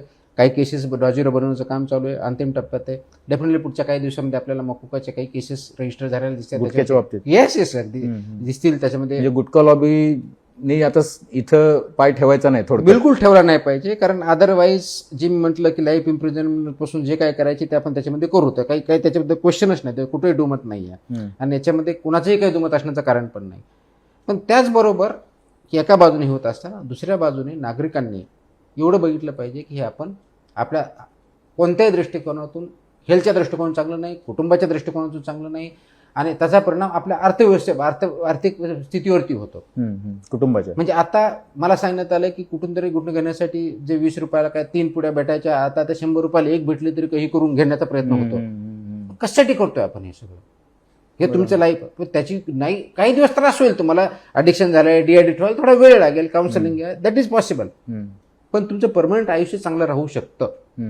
ग्रामीण भागामध्ये आता तुम्ही जसे बिडून येता, मी साताऱ्यातून, आपलं डिफिकल्ट आहे ना थोडं त्या पोरांना समजावून सांगणं, त्यांच्यापर्यंत पोहोचणं. त्यासाठी काही कार्यक्रम हाती घेण्याची तुम्हाला गरज वाटते की हे जरा काउन्सिलर असला पाहिजे जिल्ह्याच्या ठिकाणी, जिल्हा वैद्यकीय अधिकारी काउन्सिलिंग असतात खूप चांगले. NGO मी हेल्थ डिपार्टमेंटला काम केलं, मला माहिती त्या ठिकाणी काउन्सिलिंग असतात, ते काउन्सिलिंग केलं जातं. प्लीज आपण तिथं डी ॲडिक्शनचा प्रोग्राम आपण घेतला तर डेफिनेटली फायदा होतो. हे कुणाच्याही हेल्थसाठी चांगलं नाही आहे. आणि म्हणून म्हणजे मला तर एका मित्राने सांगितलं की आय थिंक नागपूरचं हे झाल्यानंतर त्यांच्याकडे जी मेड सर्वंट होती ती 8-10 दिवस आलीच नाही. तर तुम्ही काय आली नाही? ते म्हणे गुटखा भेटायचं बंद झालं त्याच्यामुळे मला चक्कर यायला लागलं, मी येऊ शकत नाही. बापरे. म्हणजे या लेवलला गेलेलं आहे ते ॲडिक्शन. 8 दिवस चक्कर ये, ट्रीटमेंट करा 8-10 दिवस लागतील. Please do away with it. हे करणं गरजेचं. भयंकर परिस्थिती म्हणजे नागपूर आणि त्या भागात तुमचं हे बनवतात खर्रा, ते याच्यापेक्षा आणखी हॉरेबल प्रकार येतो, त्याच्यापेक्षा डेंजरस आहे. तो बॅन्ड आहे. काय कॉज त्याच्यामुळे काय होतं? सुपारी बनतात, ते कोणतरी लोकल लेवलला काहीतरी बनवतं, त्याच्यात तंबाखू टाकतात, बऱ्याच काही गोष्टी टाकतात आणि त्याप्रमाणे चाललेलं आहे. कॅन्सर आणि बाकीचे ॲब्सोल्यूट. तुम्ही कॅन्सरचं प्रमाण बघा, त्या पद्धतीत आणखी तुम्हाला जास्त दिसेल, ओरल कॅन्सर पर्टिक्युलरली. तर हे शासनाने रेग्युलेशन म्हणून केलेलं आहे, पण अल्टिमेटली रेग्युलेशन विल बी किंवा लॉ कोणताही त्याच वेळेस सक्सेस होईल ज्यावेळेस तो सोशली ऍक्सेप्टेबल होतो. तर सोसायटीने ऍक्सेप्ट करावं लागतो, नुसतं थिअरी नाही, प्रॅक्टिसमध्ये. आणि म्हणून तो जर करायचं असेल तर कंझ्युम करणं बंद केलं, डिमांड बंद केलं की ऑटोमॅटिकली तुमचं मार्केटच बंद होईल. मार्केट बंद झालं की ऑटोमॅटिकली आपण जर बघितलं तर गेल्या अनेक वर्षामध्ये सिगारेटचं किंवा याचं प्रमाण कमी झालं. काय झालं? अवेअरनेस वाढला, लोकांनाही म्हणायला लागले. सेम परिस्थिती याच्यामध्ये. तुम्हाला तेच पैसे चांगलं फूड करण्यासाठी, चांगलं आयुष्य जगण्यासाठी वापरा ना. लॉबीचा काय परिणाम होतो बघा. दुधाची पण मोठी लॉबी आहे, कारण हे सगळे मोठे मोठे उद्योजक आहेत, मोठे प्लांट्स असतात हजारो कोटीचे. तर ह्या लॉबीचा काही कारवायांवरती तुमच्या काही इम्पॅक्ट होतो? आता गुटखा लॉबी, दूध lobby, paneer lobby, hotel lobby, हे सगळे आता भीतीत आहेत. म्हणजे बरं, तुमच्याकडे याची काही त्यांची हिंमत नाही कुठल्याही पद्धतीच्या रिकन्सिलेशनसाठी. त्यामुळं पण तुम्हाला त्याचा कधी दबाव येतो तुमच्यावर? नाही, मला नाही वाटत. मी दबाव अँगलने घेतच नाही त्याला. म्हणजे करेक्ट, कुणाची काही रिक्वेस्ट आली, कुणी काही सांगितलं, तो कोणत्या तोंडाने सांगणार किंवा तुम्हाला याच्या गुटख्यावरती कारवाई करू नका किंवा अनसेफ दूध होते, कोणत्या तोंडाने आपण सांगणार आहे? So it is not expected. काही येस, तुम्हाला जसं वाटत असेल की काही आमचा कायदा इम्प्लिमेंट करण्याच्या अधिकाऱ्यांनी काही चूक केली, डेफिनेटली मला काहीच अडचण नाही. Will look into it. आपण त्या नियमानुसार ॲब्सोल्युटली ओपन टू दॅट. माझी विनंती एवढीच आहे की हे स्वतःचं आयुष्य आहे. स्वतः ते आयुष्य विकत घेऊन विष खाऊ नका आणि आयुष्य वाटोळ करू नका. This is what I am saying. ते जर केलं तर आपलं खूप मोठ्या प्रमाणात चांगलं आयुष्य जगू शकतं असं मला वाटतं. तुम्ही ज्या वेळेला जाता बाहेर वगैरे, तर येस मी आवडतो, मला कल्पना आहे तुमची वेळ झालेली, पण तुम्ही ज्याला बाहेर जाता वगैरे, तुम्ही कधी बाहेरचं काही फूड खाता? तुम्ही काही? मी तसे मला रेअरली आहे, म्हणजे फूड खातच नाही असं नाही, पण रेअरली जातो. तेवढं म्हणजे मला नाही आवडत बाहेरचं फूड खायचं. तेवढं काही फेमस जॉईंट वगैरे आमच्यासारखं, आम्ही सामान्य लोक, मला हे इथलं हे आवडतं. माझा फेमस जॉईंट म्हणजे घरचं फूड, जे काय ते घरी. त्याच्यामुळेच तुमचे फिटनेस जो आहे तो, त्याचं काय, आपली हेल्थ आपल्या हातात असते. येस, म्हणजे काय म्हणतो त्याला, अन्न शरीरासाठी खायचं का टेस्टसाठी खायचं हा एक प्रश्न असतो. आपण बऱ्याच वेळेस बऱ्याच सेलिब्रिटी बघतोय, त्याची बॉडी एवढी 6 पॅक आहे, हे आहे, त्यांना विचारल्यानंतर लक्षात होतं की बाबा मी काही खाऊ शकतो, म्हणजे मला टेस्ट पाहिजे असेल ना, मसाला खाण्याची सवय, ऑइली, हे these are not essential. Minimum जेवढे एसेन्शियल ते आपण खाल्लेच पाहिजे. सर्वात जास्त गरज आपल्या प्रोटीनची असते. तो प्रोटीन किती खातो आपला? म्हणजे बऱ्याच वेळेस असं होतं की वजन कमी झाल्यानंतर जस्ट डिस्कशनमध्ये असं येतं की वाढल्यानंतर डॉक्टर सांगता की नाही, तुम्ही एकतर पोळी खा किंवा भात खा, दोन्ही खाऊ नका. खरं. आता मला आठवतं, मी लहानपणी गावाकडे असताना भात हा प्रकारच नव्हता. कधीतरी सणाच्या वेळेस तेवढंच असायचा. आणि त्याच्या पाठीमागे ते लॉजिकही होतं. म्हणजे एकतर ऑफकोर्स पॉवर्टी किंवा अवेलेबिलिटी हा एक भाग होता, त्याचबरोबर तो होता. आता आपलं पोळी त्याच्यावर भात नसेल तर जेवणच पूर्ण झालं नाही असं वाटत नाही बऱ्याच जणांना. आता याचा परिणाम काय होतो? पोळीच्या कॅलरी घेणार तुम्ही, भाजीच्या घेणार, परत याच्याही कॅलरी वाढवणार. आता तुमचं वजन वाढणार नाही तर काय होणार आहे? It is going to. तर हे थोडंसं आपण हे बघितलं पाहिजे, ट्विकिंग केलं पाहिजे. आपली लाईफस्टाईल हे चेंज करणं गरजेचं आहे. घरच्यांवर किती अन्यायकारक आहे. तुम्ही म्हणणार की हे खाल्लं तर हे होतं, हे खाल्लं तर हे होतं. ते 2 लहान आहेत घरात, त्यांची पण काही वेळेला मागणी असेल. लहान मुलांची रिक्वायरमेंट वेगळी आहे, वेळेनुसार रिक्वायरमेंट आपल्या शरीराची वेळेनुसार. ऑफकोर्स त्याच्यामुळे त्यांना बाहेर जाऊच नका म्हणून असत नाही, पण जे खायचे थोडं ऐकतात का तुमचं? हा, त्याच्यामध्ये अजून फार लहान आहेत त्यामुळे म्हणजे 100% समजा महिन्यातून एखाद्या वेळेस गेलं आणि ते व्यवस्थित खाल्लं तर काय अडचण. पण रस्त्यावरचं फूड मी त्यांनाही खाऊ देत नाही, मी खात नाही. Very clear. रस्त्यावरचं फूड जास्त डेंजरस आहे. से फॉर एक्झाम्पल, आपण रस्त्याने जाताना काहीतरी पाणीपुरी स्वच्छता नसते. बऱ्याच वेळेस तुमचं ते ऑइल परत वापरलेलं असतं, ते परत ऑइल वापरून त्याच्यामध्ये काय ते कार्सिजोनिक असतं. तर हे बऱ्याच गोष्टी आहेत. तुम्ही प्रत्येक वेळेस अवॉइडच करू शकाल असं नाही, पण मोस्ट ऑफ द टाइम तुम्ही अवॉइड करू शकता. करेक्ट. इमर्जन्सी असेल करायचे तुम्हाला खावायला, हेही मला मान्य आहे 2 मिनिटासाठी. त्याच्यामुळे त्यांनी व्यवस्थित असावं म्हणून ते रेग्युलेशन ते इम्प्लिमेंट केले की ते स्ट्रीट फूड सुद्धा चांगल्या पद्धतीचं होऊ शकतं. असं नाही की स्ट्रीट फूड म्हणजे वाईट, असं माझा कन्सेप्ट बिलकुल नाही आहे. सेफ पाहिजे, स्टँडर्ड पाहिजे. मग ते स्ट्रीट फूड असू द्या किंवा 5 स्टारचं असते किंवा नॉर्मल रेस्टॉरंट असू द्या. ही जर आपण संकल्पना मांडली, आपण जे खातो ते सेफ आहे की नाही पहिलं बघा. हे बघितलं तर निश्चित आपण फरक पडतो. लाईफस्टाईल चेंज करावी लागेल. तुम्ही शोभता फूड अँड काय सेफ्टीमध्ये, कारण की तुमचा फिटनेस एकदम तगडा आहे. त्यामुळे ते जर चांगलं खाल्लं तर असं राहता येईल, असं लोकांना कमीत कमी सांगता येईल. आपण सर्व जर त्याच्यामध्ये होऊ शकतो. Eat right campaign government of India करतं, आपण सगळे करतो. ईट स्कूलमध्ये चांगले कॉम्पिटिशन आहे, त्याच्यामध्ये आपण करतो. ईट प्लेसेस आहेत आपल्या, त्यामध्ये इव्हन आपले जे याचे स्थळ आहेत, धार्मिक स्थळ आहेत, त्या ठिकाणी सुद्धा आपण कॅम्पेन घेतो. तर ह्या सगळ्या गोष्टी बघताना की खरोखर आपलं जे सेवन आहे ते योग्य आहे की नाही अयोग्य हा प्रश्न विचारायला सुरुवात केली ऑटोमॅटिक बराच फरक पडेल. आणि मला वाटतं की तीच परिस्थिती जे प्रोड्युसर्स आहेत FBOs त्यांनी जर वापरला तर I think it will be big change. शेवटचे 2 छोटे प्रश्न आहेत, मी अगदी संपवतो कारण तुमची वेळ झालेली आहे.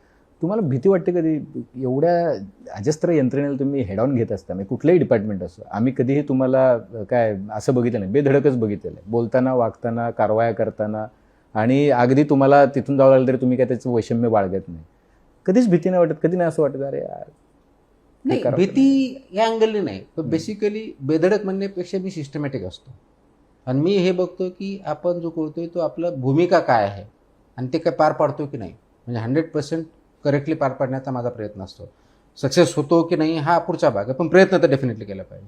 म्हणून भूमिका या दृष्टिकोनातून बघितल्यानंतर बरेच कामगार आपल्या समोर येताना दिसतात. मग त्याच्यामध्ये ज्या ज्या चुकीच्या गोष्टी असतील त्या दूर केल्या पाहिजे, योग्य त्याला पुढं नेलं पाहिजे आणि ही अशी इम्प्रूव्हमेंट करत नेली पाहिजे. हा माझी नेहमी भूमिका असते. मग याच्या अगोदरचे डिपार्टमेंट बघा किंवा त्याच्या अगोदरचे बघा, हे काम करताना त्या पदाची भूमिका जी आहे ती बेस्ट पॉसिबल मॅनर कशी करते ही माझा प्रयत्न असतो. आणि त्यासाठी आवश्यक ते स्टेप्स घेणं, डिसिजन घेणं, काम करणं याची माझी तयारी असते. तुमच्यासाठी कॉम्प्लिमेंट म्हणजे हे की मला येताना खाली तुमचे काही अधिकारी भेटले ग्राउंड फ्लोअर, ते चालले होते बाहेर त्यांच्या कामासाठी, ते म्हणाले की जर लोकांना कळालं की आपण काय खाल्लं पाहिजे तरीसुद्धा आम्ही केलेल्या नोकरीचं सार्थक होईल. तर म्हटलं तुम्हाला, मी म्हटलं की पण इतके वर्षात, म्हणे की आम्हाला त्याच्याबद्दल काय म्हणायचं नाही, पण आत्ता जे सर कारवाई करतात किंवा आत्ता जे आम्हाला फ्रीडम आहे, आम्हाला जे त्यांनी करायला सांगितलं, तर आमचं म्हणणं असं आहे की लोकांना हे समजलं तर खूप झालं, बाकी काय. That is what I am saying की मला वाटतं की ह्या डिपार्टमेंटचा रोलच तो आहे. आणि ते जर झालं, एक लोक चळवळच करावं लागेल यासाठी आणि लोकांनी ते करायला पाहिजे. स्वतःचे कुटुंब प्रत्येकाने खूप जास्त लोक चळवळ म्हणजे रस्त्यावर यायचे नाही, यासाठी एवढंच करायचं आहे, आपण आपलं कुटुंब सेफ फूड खातोय की नाही आणि सेफ मेडिसिन घेतोय की नाही हे जर बघायला सुरुवात केली तर ऑटोमॅटिक त्याचे जे इफेक्ट आहेत ते पूर्ण इंडस्ट्रीवरती होणार आहे, तुमच्या समाजावरती होणार आहे, समाजावरती. वारीतले फोटो बघितले का? संत तुकारामांच्या पालखीमध्ये तुमचे फोटो आहेत की असा हे काम करणारा संत आहे, तुमचे फोटो लावलेत, पगडी वगैरे तुकारामांच्या घरात. मी काही संत नाही, मी व्हेरी क्लिअर आहे, मी एक जस्ट ह्युमन बिईंग आहे. पण तुम्हाला फोटो बघितले नाही तुम्ही? पाठवतो मी तुम्हाला. नाही, मी बघेल, पण लोकांचं प्रेम भरपूर आहे. आय एम रिअली त्यांच्यासाठी मी त्यांचा कृतज्ञ राहील आणि कृतज्ञ आहे. परंतु माझं एवढंच म्हणणं आहे की आपण कुणालाही देव बनवू नका, कुणालाही दानव बनवू नका. याच्यामध्ये माणूस म्हणून आहे, आपण माणूस म्हणून जगूयात. पण हिरो बनवलंय तुम्हाला महाराष्ट्रानं. मला नाही वाटत मी हिरो आहे म्हणून. तुम्हाला कल्पना आहे सोशल मीडियावरती जर 4 पोस्टपैकी एक पोस्ट तुमच्याबद्दलची? सोशल मीडियावरती काय गोष्टी येतात हा काय कुणाच्या हातातला कंट्रोलचा विषय नाही आहे. कधी कधी बरं वाटतं, पण त्याचबरोबर जबाबदारी तेवढीच वाढलेली आहे असं मला वाटतं आणि तेवढ्या जबाबदारीनं काम करण्याचा माझा नेहमी प्रयत्न असतो. शेवटचं ॲडल्टर्स जे आहेत त्यांना काय सांगायचं? माझं एवढंच म्हणणं आहे की आपण ॲडल्टर्स म्हणजे भेसळखोरांना तुकाराम मुंडे साहेबांचा हा शेवटचा संदेश आहे.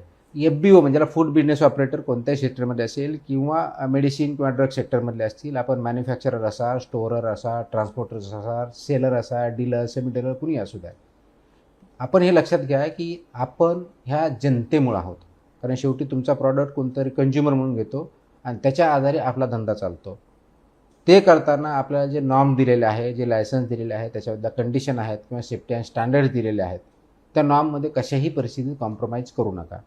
अन्यथा याचा परिणाम समाजावरती इन्क्लुडिंग तुमचं स्वतःचं कुटुंब तुमच्यावरती सुद्धा होणार आहे ॲज अ कंझ्युमर म्हणून.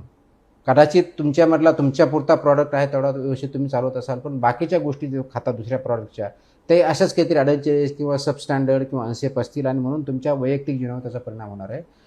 तो तर झाला एक इश्यू, पण दुसऱ्या बाजूला लिगली आम्ही कशाही परिस्थितीत कॉम्प्रोमाइज करणार नाही. जी सिव्हिअरेस्ट पॉसिबल पनिशमेंट आहे अनसेफ फूडच्या बाबतीत, सबस्टँडर्ड फूडच्या बाबतीत, अडल्टच्या बाबतीत आम्ही करणार आहोत. त्या बाबतीत कशाही परिस्थितीत कॉम्प्रोमाइज केलं जाणार नाही. त्याच्यामुळं आपण याच्यापासून सावध राहिलं पाहिजे, अवॉइड केलं पाहिजे, नंबर 1. आणि त्यापेक्षाही मला जे वाटतं की आपण समाजामध्ये फक्त लिगल एंटिटी म्हणून राहत नाही, एक माणूस म्हणून पण राहतो. म्हणून एथिकलसुद्धा आपली एक जबाबदारी आहे, नैतिकसुद्धा जबाबदारी आहे. म्हणून नैतिक आणि लिगल ह्या दोन्ही फ्रंटवरती आपण ॲज ए FBO म्हणून किंवा मॅन्युफॅक्चरर फूडचा असेल किंवा ड्रगचा असेल त्या दृष्टिकोनातून बघा आणि आपण आपल्या चुकीमुळे किंवा आपल्या प्रॉफिटच्या हवासाच्या पोटी दुसऱ्या कोणत्या एका व्यक्तीचा जीव जाणार नाही याची जर आपण काळजी घेतली तर रेग्युलेटरचं काम निश्चित सक्सेसफुल झालं असं मला वाटेल. आणि कमीत कमी महाराष्ट्रामध्ये आणि इंडियामध्ये जे आहेत त्यांनी याची जास्त काळजी घेतली पाहिजे. कारण आपल्यामुळं आपण जे एक्सपोर्ट करतो तिथपासून याचा इम्पॅक्ट फक्त आपल्यापुरता होत नाही, आर्थिक व्यवस्थेवरती होतो, एक्सपोर्टवरती होतो आणि आपल्या आयुष्यावरती होतो. तर त्यांनी अवॉइड करावं ही माझी त्यांना सूचना वजा विनंती आहे. निश्चितपणे प्रामाणिक राहणं ही सोपी गोष्ट नाही आहे. या व्यवस्थेमध्ये तुकाराम मुंडे होणं सुद्धा सोपी गोष्ट नाही आहे. त्यांना त्यांचं कौतुक आवडत नाही. आम्ही आधी बोललो त्याप्रमाणे आम्ही बऱ्याच गोष्टी बोलणं टाळलं, त्यांचा प्रवास बोलणं टाळलो, ते बदल्या वगैरे कारवाई हे सगळं बोलणं टाळलो, कारण हा विषय महत्त्वाचा आहे. तुम्ही काय खाताय, तुमच्यावरचा विषप्रयोग रोखण्यासाठी तुकाराम मुंडेंनी घेतलेले जे कष्ट आहेत ते कदाचित तुम्ही लक्षात ठेवून त्यांनी आता दिलेला संदेश जो आहे तो मनात ठेवून त्याच्यावर कारवाई कराल ही अपेक्षा ठेवतो. सरांचं एक पुस्तक येतं, सरांचं नाही, सरांवरती एक पुस्तक लिहिलंय, एक रिसर्च बेस्ड पुस्तक येते, त्याचं प्रकाशन 17 तारखेला 17 तारखेला प्रकाशन आहे आणि त्या पुस्तकाचं नाव आहे तुकाराम, नावच तुकाराम आहे. त्याच्यामुळं हे पुस्तक सुद्धा नक्की वाचा. बघा, असं आहे की केवळ तुमच्या आयुष्यामधले आदर्श तुमच्या डोळ्यासमोर असून चालत नाही, तर त्याच्यावरती चालण्याचा पण प्रयत्न करा आणि त्यासाठी त्यांनी मोजलेली किंमत काय असते ती सुद्धा एकदा वाचून बघा, अनुभवून बघा आणि कदाचित थोडंफार करून बघा, ज्याच्यामुळे तुमच्या आयुष्यामध्ये फरक पडेल. मुंडे साहेब, तुम्ही बोललात, वेळ दिलात, तुमचा मी 10 ते 15 मिनिटाचा जास्त वेळ घेतला त्याबद्दल माफी मागतो पहिल्यांदा. आणि तुम्ही बोललात त्याबद्दल मनापासून आभार. तुमचे काही मतं असतील, काही प्रश्न असतील मुंडे सरांसाठी, तर निश्चितपणे तुम्ही नोंदवा. बेल आयकॉनवरती क्लिक केलं तर अपडेट्स मिळतात. सर्वात महत्त्वाचं म्हणजे मुंबई तकचं YouTube चॅनल सबस्क्राईब करायला विसरू नका. पाहत राहा मुंबई तक.